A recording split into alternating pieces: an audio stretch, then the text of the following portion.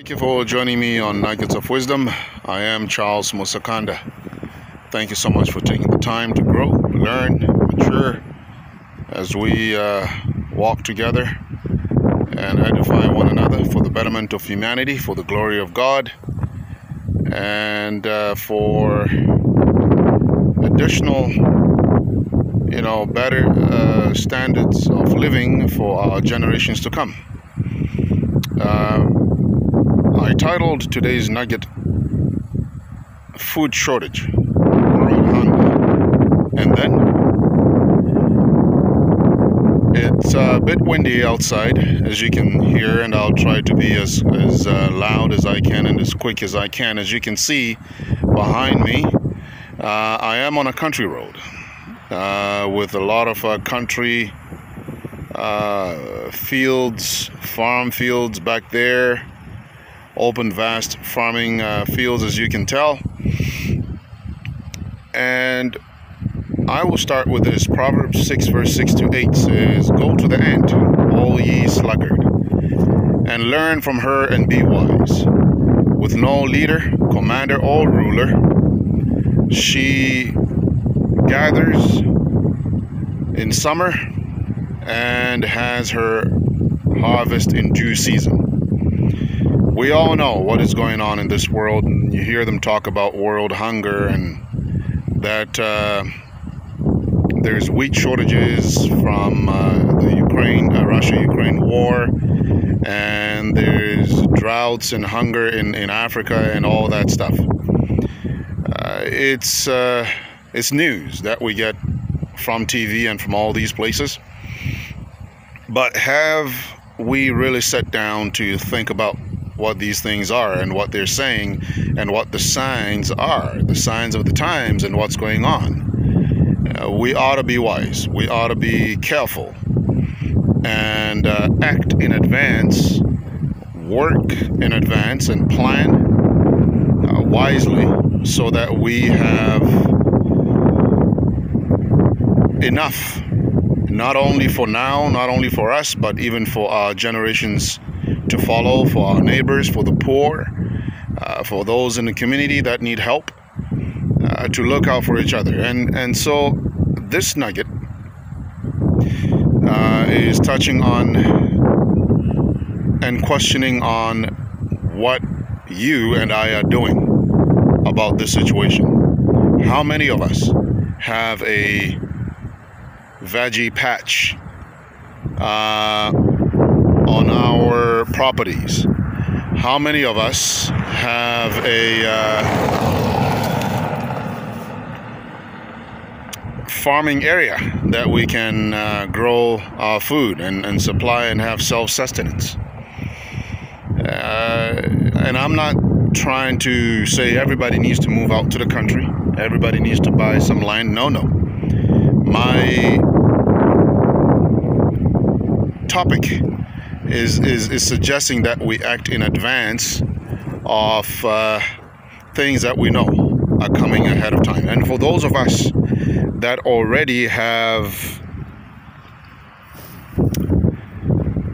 funds, resources, financial stability, and diversifying and having different things in our portfolio, I would like to suggest to you that it's not enough to just buy real estate. We all get told about buying real estate, and that real estate is a good way of diversifying our portfolio. But which real estate? We can have as many properties and tenants and businesses to rent from our real estate. But what happens when the economy is down and those tenants can't pay your rent and you can't get them out of the real estate? You also ought to diversify and think outside and beyond those boxes. And I would like to suggest that one of those things that we need to look into, particularly the minority groups out here in North America, the marginalized or even the immigrants, if I may put it that way, is to plan ahead and have a way of sustaining for yourself. Don't be lazy about it. Don't wait for the grocery store to provide your food.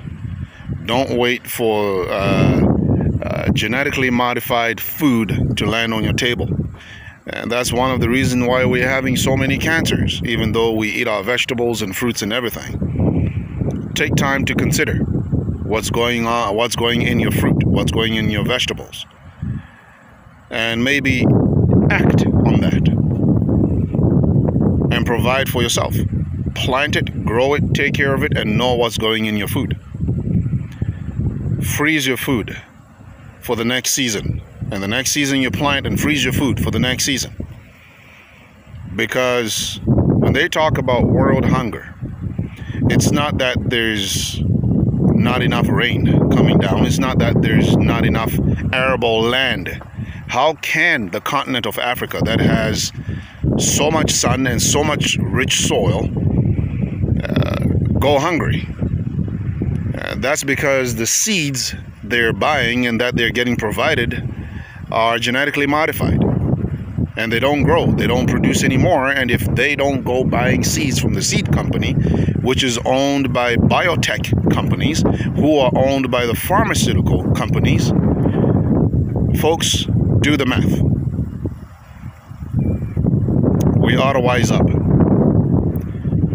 So I ask the question again: food shortage, world hunger, and then you fill in that question. And then what? And then what? What are you going to do about that? What are we going to do for our generations to follow about that? What are we teaching our children? What are they going to live on? They're controlling your food prices by making shortages.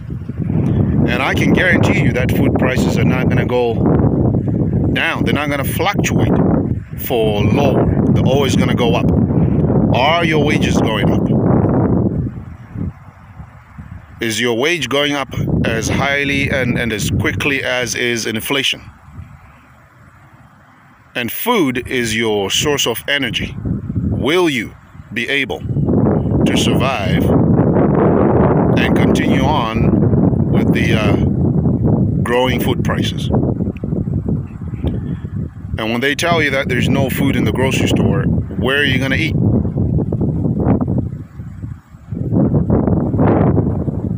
It's high time. The small-scale folk, plant a garden, rent a community garden, get a veggie patch, buy some land if you can. And those who are commercial and big pockets and have heavy portfolios, maybe add to your portfolio running a farming operation. Get together with someone, work together, and better yourself, better your generations to follow, and better the world as it is. The onus is on us. We are called the children of God, and we shouldn't be in a position where we look like our God has neglected us. We ought to wise up. So remember, Proverbs 6, verse 6 to 8. Go to the ant, all you sluggard, and learn from the ant and be wise. Thank you again for joining me on Nuggets of Wisdom. I am Charles Musakanda. Please share, like, subscribe, comment, add, question, whichever, as we grow together and do the best we can to improve ourselves as we are a work in progress. See you again soon. Thank you.